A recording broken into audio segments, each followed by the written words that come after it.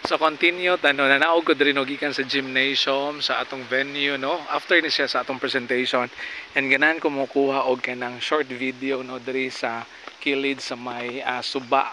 Okay? Atong lantawon ang kuan diri kanang suba ila no. Nakalabang na tani before katong going to maglihitan no tanawa ang dala nila. Okay, marag din ha gyapon agyo nang maglihin no nakalimot ko pero possible nga dira ta mo agi no natin schedule dira the following day and tanawan ninyo ang mga rocks no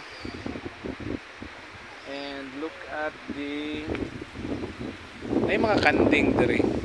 Okay, look at the suba no, so nice kayo ang suba no. I mean kuan siya kanang nice siya no kay ang uban normally no ginagamit guna nila no like